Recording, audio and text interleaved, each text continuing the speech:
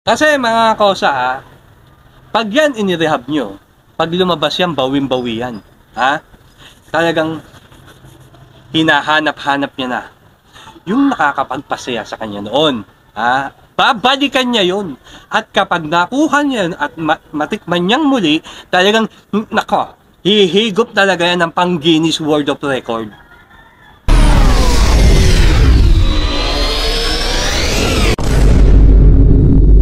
You know, saan punta galing? Wow! Usual, walang pagbabago. Nandito pa din tayo sa Tarima Negosyo. May iba pa ba kayong gustong puntahan? O baka naman gusto nyo sa rehab naman? Hoy!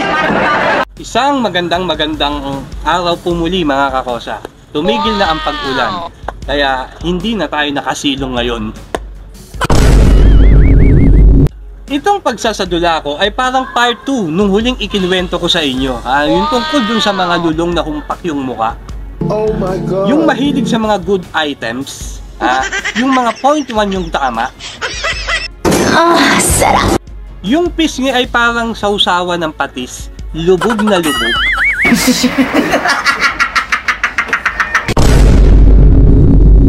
Meron akong isasalaysay sa inyo mga kakosa.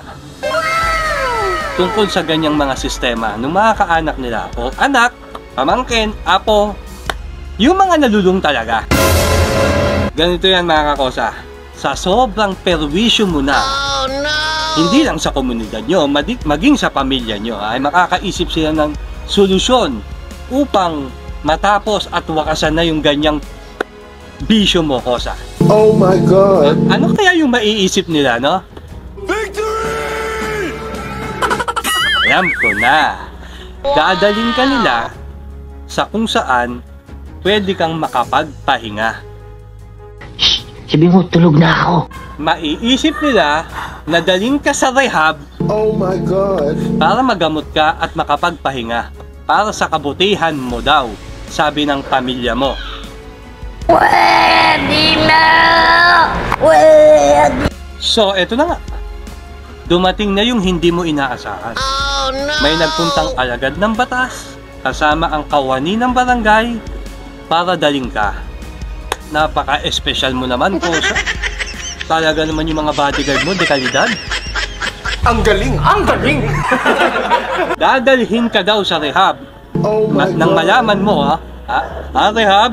Oo, kasi gagamutin niyang natuto yung utak mo. Lalagyan ng konting sabaw. Sinusutot! Sinusutot ang bulala pa rin. Ang tanong hanggang kailan? Oh no! 6 na buwan? 7 buwan? 8 buwan? 1 taon? Oh my God! Depende yan sa performance mo. At depende rin yan sa pamilya mo. Kapag nakita nila na unti-unti ka naman talagang nagbabago, ay baka naman talaga palabasin ka na nila. Ikaw naman, ikaw lulong, magaling ka dyan, madrama ka. Best actor kang, hayop ka. Ipapakita mo sa kanila ang taus-puso mong pagsisisi. Sagad na sagad. Umiiyak pa at lungkot na lungkot yung muka.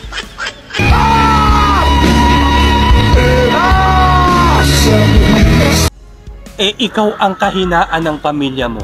Ayun. no! Naawa sila sa'yo. Pinalabas ka nila. Dahil sa ang galing mo umakting.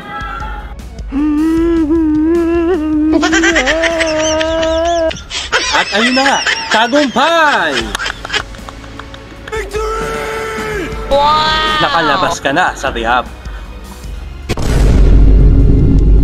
1, 2, 3 araw, nakikita ang kanila ng improvement.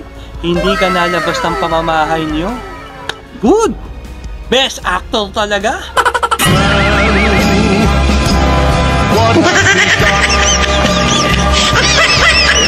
Hindi ka nalabas ng bahay dahil nahihiya ka sa mga kapitbahay nyo na siyempre alam na rehab ka, parang nahihiya ka. Hindi naman dahil dun eh. Oh my God! Yun ay pagpapakita mo sa kanila na kunyari nagbago ka na talaga. Pero pumepwersa ka lang talaga. Yan yun! Huwag na tayo maglokohan dito. Gunggong! Barinig kita sa mukha eh! Darating ang mga araw na unti-unti ka na namang lumalabas at nakikisalamuha sa mga dati mong friendship. At syempre makikita mo naman ang kapanapanabik na bisyo mo. Ha? Yung sabik na sabik ka ng tikman muli siya. Sarap. Ayan na ulit! Titira ka na naman!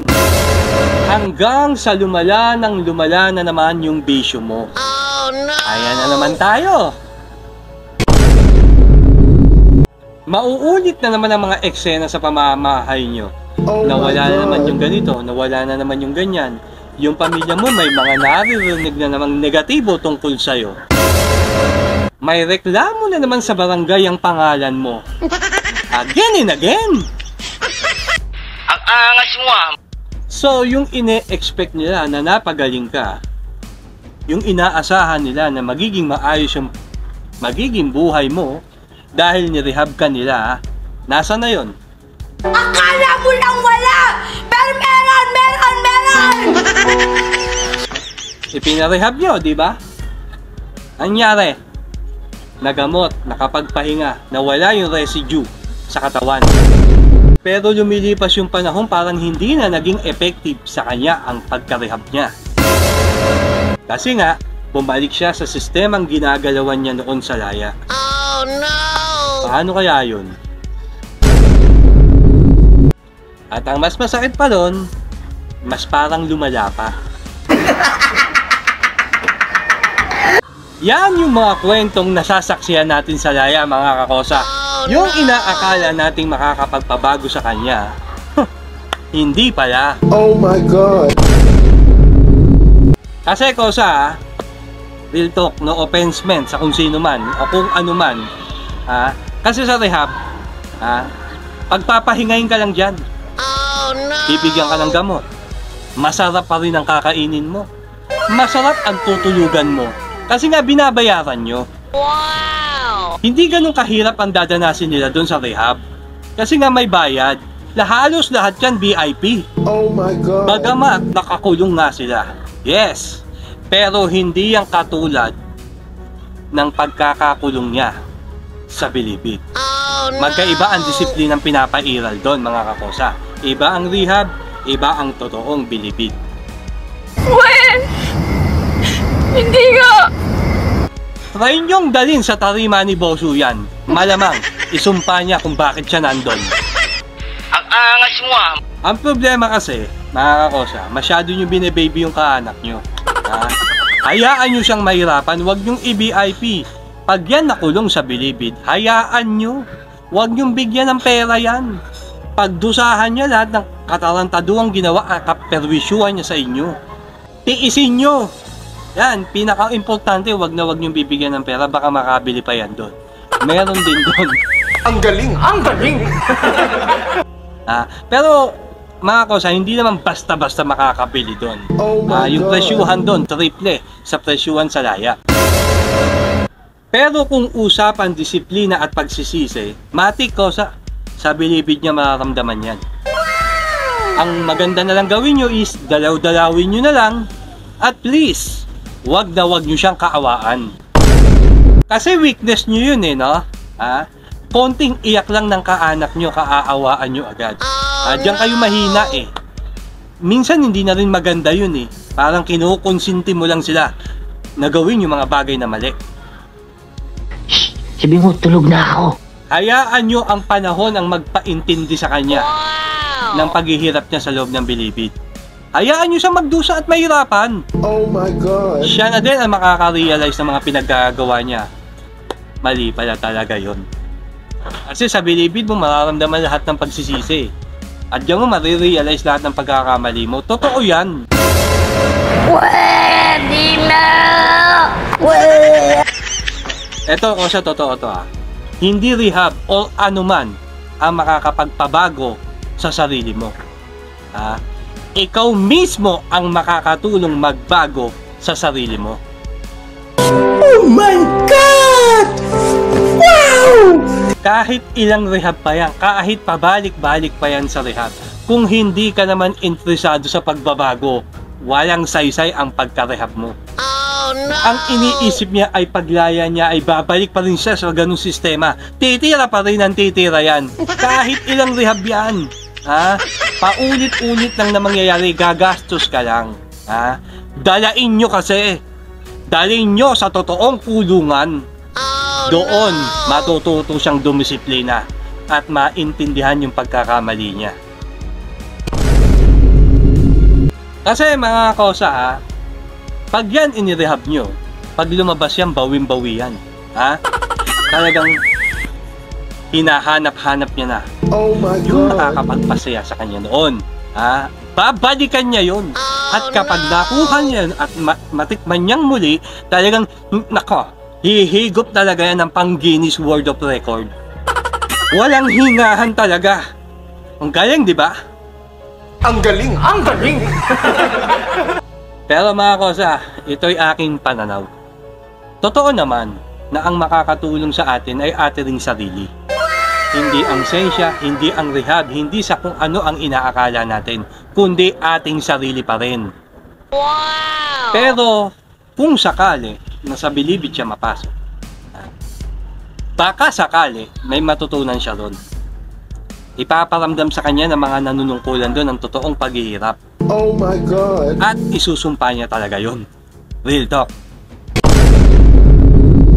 Pero syempre, hindi naman kailangan mapunta ka pa sa bilibid para maunawaan at intindihin lang ako. Wow! Kahit dyan sa laya, nandito naman ako, buhay ko na at isinasalaysay ko sa inyo yung pwedeng mangyari.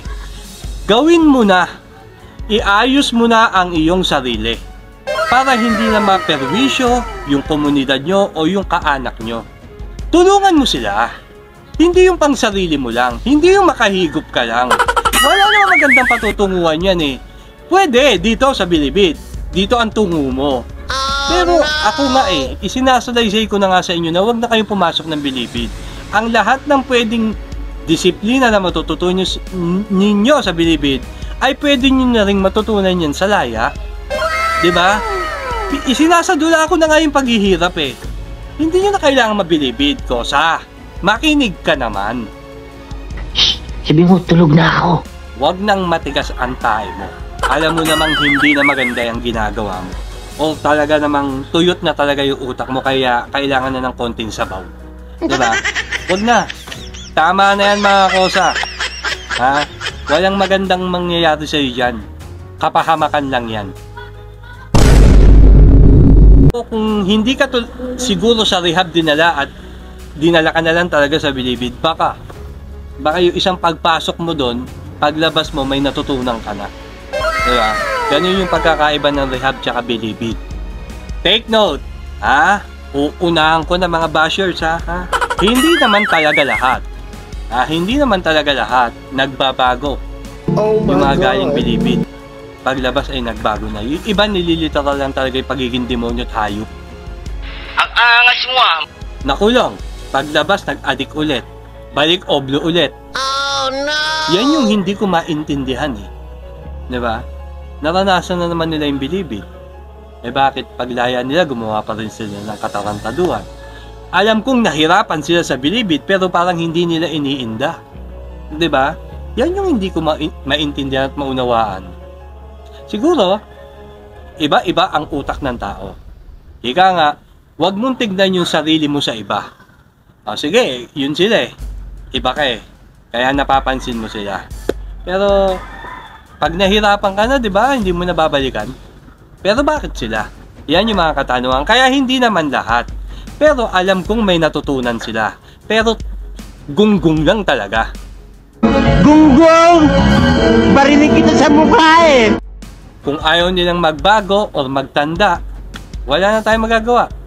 Sila yan eh. Oh my God! Sa paulit-ulit na sistema, pasok, labas sa bilibid, wala na tayong magagawa. Pati ang mga nanunungkulan kakamot na lang sa ulo. Hintayin na lang natin yung last stage sa sementeryo. Kita